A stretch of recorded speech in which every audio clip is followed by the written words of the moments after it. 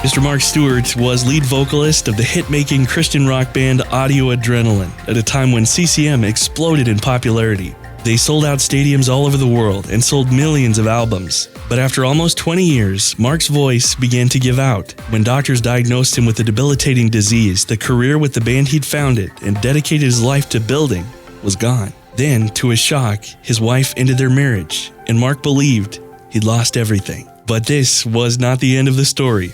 A journey to greater purpose than he'd ever known was about to begin. In the gripping, compelling new book, Losing My Voice to Find It, How a Rock Star Discovered His Greatest Purpose, Mark shares his extraordinary journey and urges readers to listen for God's voice and embrace all He has for us. Welcome aboard, good sir. What a joy to have you here. How is the day progressing for you, Mark? It's been a pretty crazy, awesome day today. I got to have breakfast. My book is out. It's for sale. And I'm getting a lot of responses from different people. I just met with one of my buddies that I get to help mentor, and he read the book, and he was crying over coffee. This is really cool to just see God using something that I was able to create again. It's been a long time since I've done that. So it's been really cool. It's been a great day. You open the book with a look back at your earliest years and explain that your dad was both a preacher and a singer, and that you learned about God somewhere between those two. What did that look like for you, sir? Well, first of all, I just like the way that sounded. It sounded cool. But my dad, he was an intellect. He's just a brilliant dude, scientist.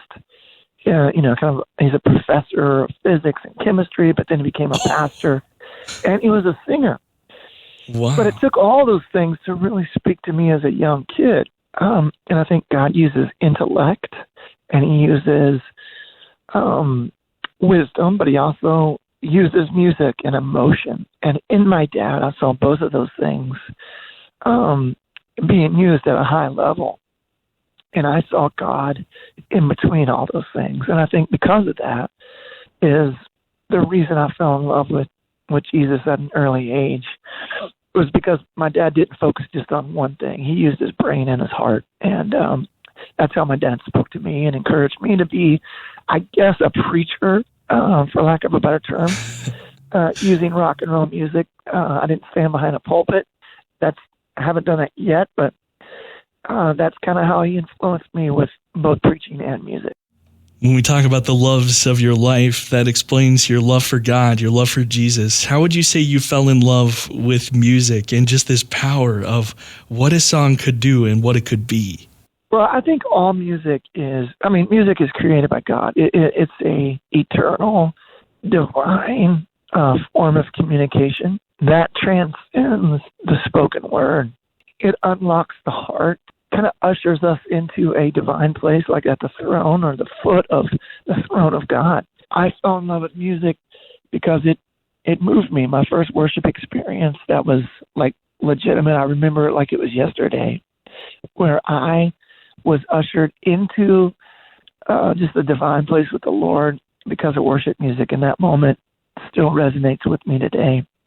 And standing on stage with Audio for the years that we played, it was a remarkable supernatural event that happened almost every night when you would stand in front of thousands of people and connect with them, and you would connect with God, and you would hit these guitar notes and drums, and we would all celebrate together this moment of pulling back the curtain and kind of getting a peek of heaven. That's what music does.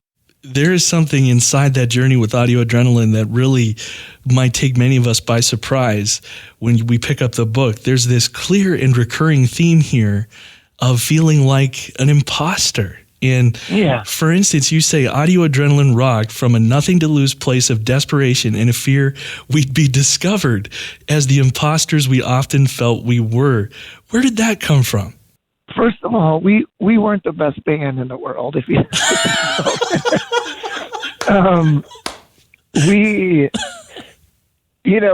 we relied a lot on kind of duct tape, if you will. we were a 4-piece, at times we were a 5-piece, and our first tours were with DC Talk, who had, more dancers than we had musicians. So we were, a lot of our musical career, we were intimidated musically by our peers. That's one way we felt like imposters. We felt like we kind of snuck into this. The whole reason we had a record deal was because we recorded a song called My God that was a rap metal mixture, and we couldn't get a record deal as a regular rock and roll band until we did this joke of a song called My God, and we got a record deal. So the fact that we even had a record deal was kind of a card trick, and we were like, what just happened? And then we had to become something that we weren't for the first 2 records. So we felt like imposters. We felt like we snuck into the party. We weren't supposed to be there. We weren't good enough musician-wise. And then from a spiritual aspect, now this was me. I can't speak for the other guys in the band, but, I was the main songwriter, the main speaker, if you will. And there's times, I guess a lot of people feel this way in ministry, but you just feel like you're inadequate spiritually to lead people. You feel like a hypocrite sometimes walking on stage, talking about the goodness of God when there's moments where you weren't sure you believed that God was still good. And I believe that he could be good for other people, but not for me. When you mix all that together, there's moments of real, not confusion, but disconnect between your heart and your head when you're walking on stage. Well, and that can be a lonely place when there's thousands of people that think you have it all together, but in reality, you're scared to death of being found out. Oh my goodness, that's going to make so much sense to so many people, and hold on to that as we listen to this, because that will be significant as we go forward in this story. But we're talking with Mark Stuart, the co-founder, longtime lead singer of the CCM staples Audio Adrenaline. He authors the new book, Losing My Voice to Find It, How a Rock Star Discovered His Greatest Purpose. And as we move forward in this, another one of the strands of this story that becomes so significant is this lifelong love that you have for the people of Haiti. And it actually began as a teenager, right after your parents moved there to serve as missionaries, and you explain it was children singing there that you heard that would then become the inspiration for one of your biggest hits, Big House. Is that right? That is correct. Yeah, as a missionary kid, I was a teenager. I guess I was still a kid, but there was a song that kids across Haiti were singing, and there was an American version of it. This was the Creole version. They would sing, "Est-ce que vous voulez aller là qu'à papa moi? Do you want to come with me to my father's house? There's joy, joy, joy." And I wasn't too young to pick up on the irony of these kids who had nothing, living in literal shacks, some of them without even fathers, singing about a mansion that their Heavenly Father was preparing for them.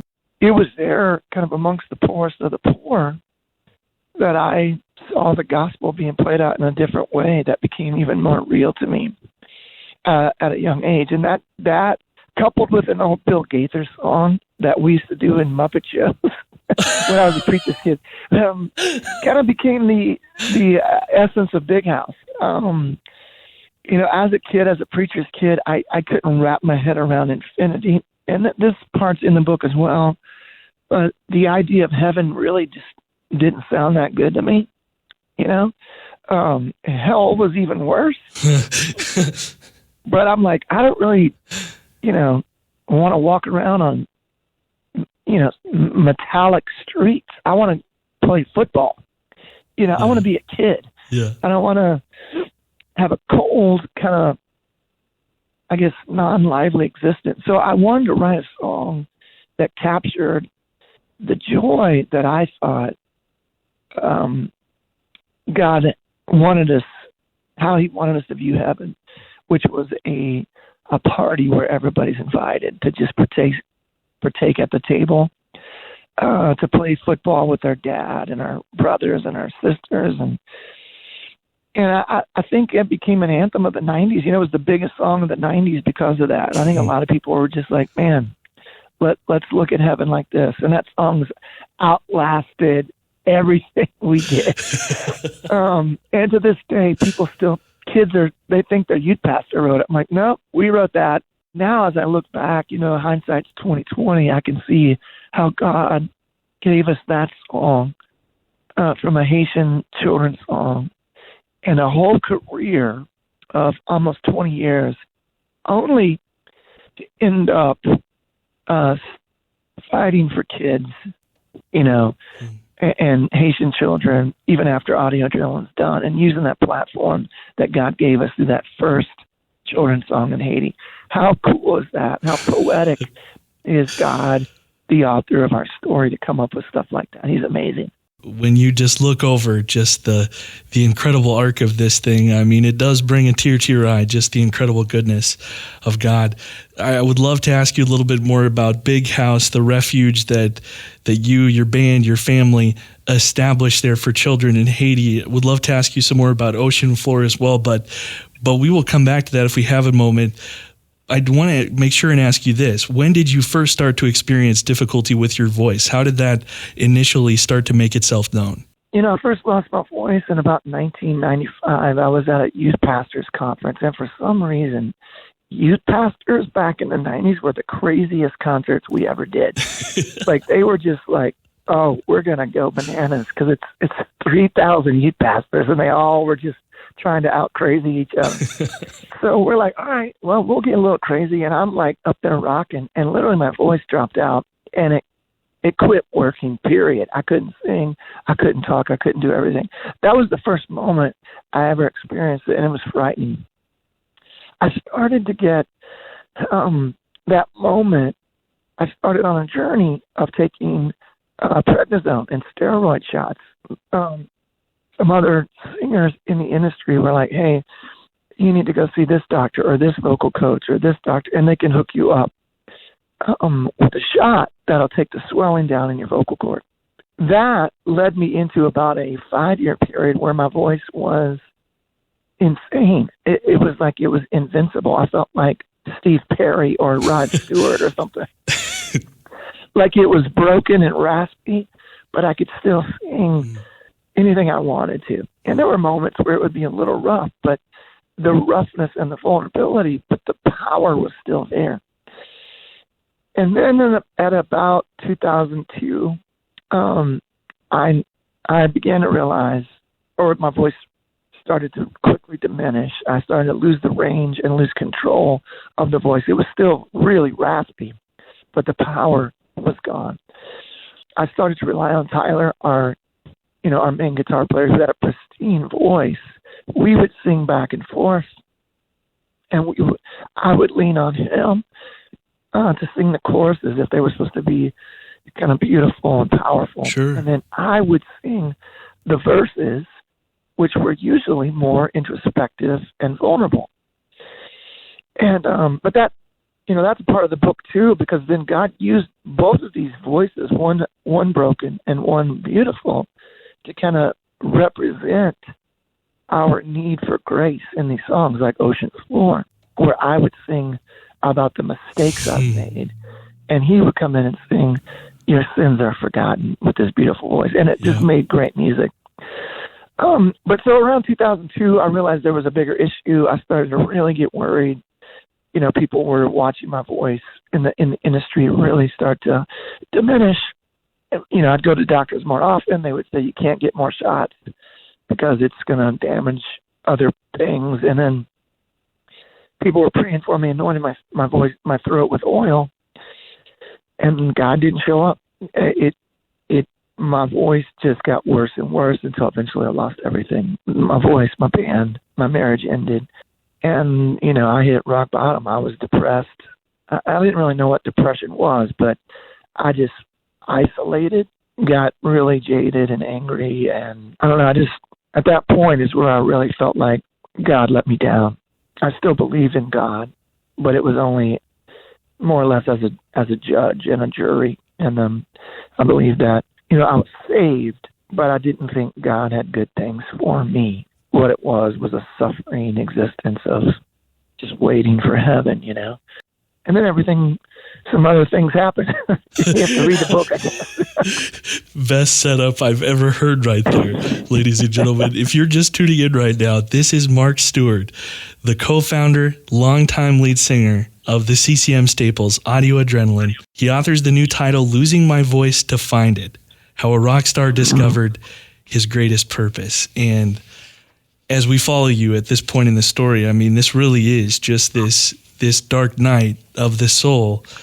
But this inflection point is about to come out of all these expectations that have totally changed, out of that marriage that comes to an end, this career that is no longer an option, that you felt would be that future and that purpose. How on earth does this all bring you back to this place that you loved so much, to the country of Haiti?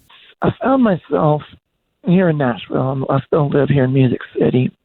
And the issue with living in Music City is everyone here is a musician. You know, want to hear a good song, go to Starbucks and ask the barista to sing their latest hit. You know? But I'm also, going to church and in community, at that time with all my peers. As my career ended, I had no kids with my first marriage. I'm lonely, and everybody else's careers were being blessed. Toby, with Toby Mac, Michael Tait, Switchfoot, bands were still just doing great. And I felt insignificant. I became more invisible, more abandoned by the God I'd been serving for 15 years. That's how I felt. So I started to go to Haiti to visit my mom and dad, who were missionaries there. And there in Haiti, I really didn't think about me. I didn't have time to think about me. It felt ridiculous to think about my lost musical career when the people around me were just trying to survive on a day-to-day basis, just to get food.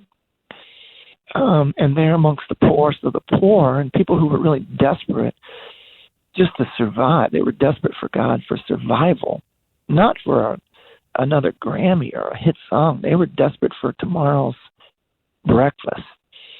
God started to heal my heart and give me purpose again. And when we connect with the least of these, and I even hate to use that term, we're connecting with royalty. We are in the presence of Jesus. That's where he hangs out. Yeah. And that's where my heart started to be mended. And then there were some other pretty big miracle moments where God kind of pulled me out of the funk that I was in, and where he showed up supernaturally in different moments just to remind me that he was good, and that he was beyond good. He was in love with me, that he was romantic for me enough to do these intentional things that only he could do inside my story.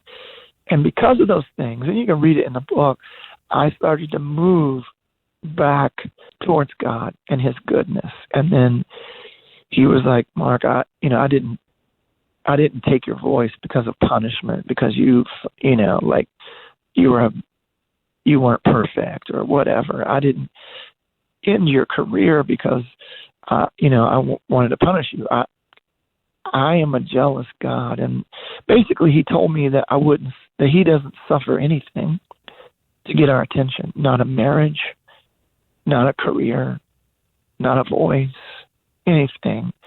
And really all he wants is us to be desperate for him. And I found that there on the other side of the dark night of the soul there in Haiti. Wow.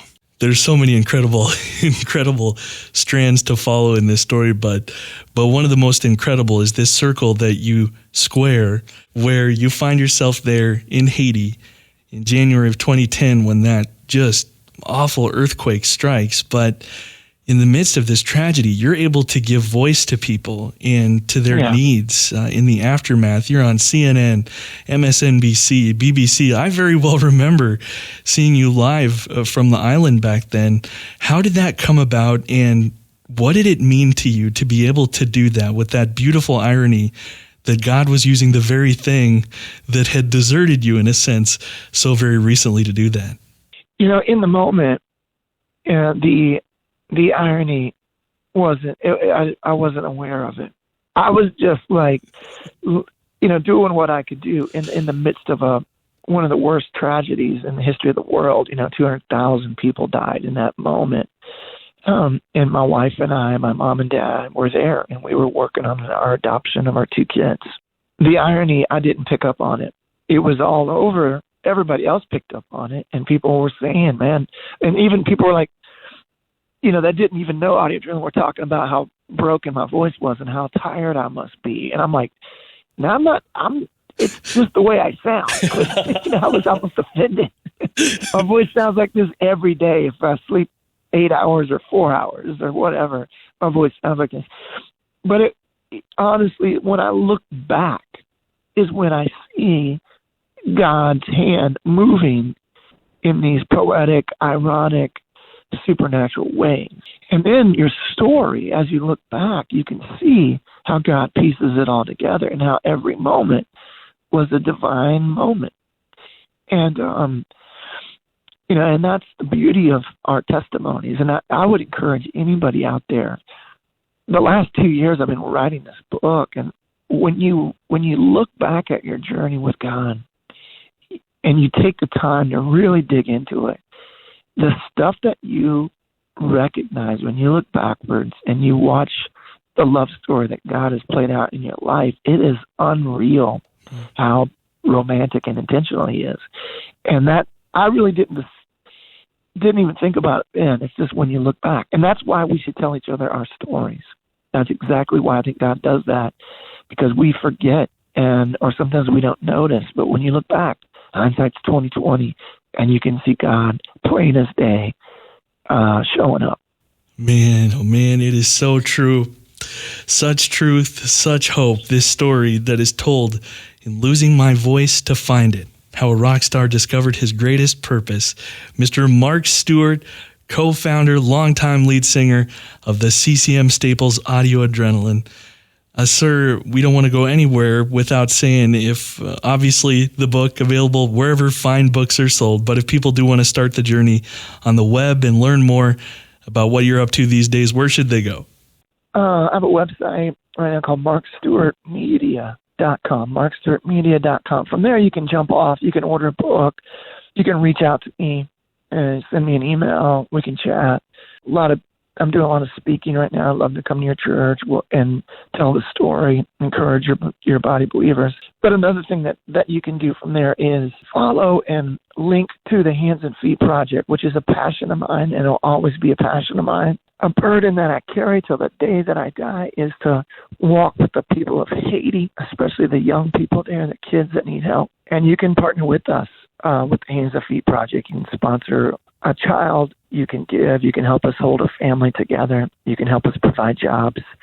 That would be one of the most tremendous things I could ever ask for, is just people out there to help love on the people of Haiti, especially right now. Haiti's in the world doesn't really notice, but if you were to dig a little deeper right now, they're on the kind of the brink of a crisis, and they're in a political turmoil right now, which could lead to a humanitarian crisis that they haven't seen kind of the likes of for maybe 2 decades.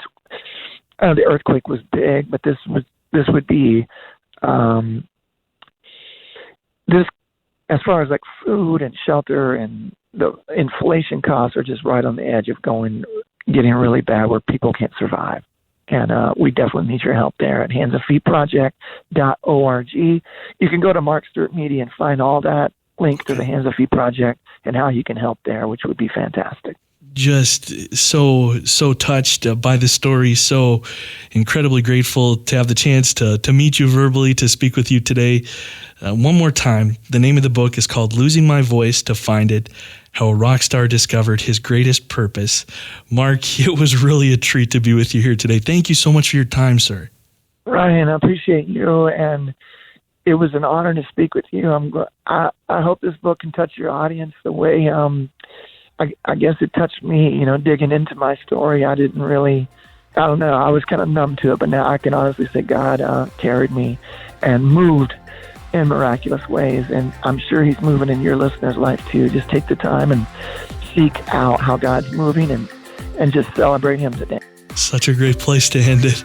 God bless you, sir. Keep up the great work, okay? All right, thanks, Ryan. Appreciate it.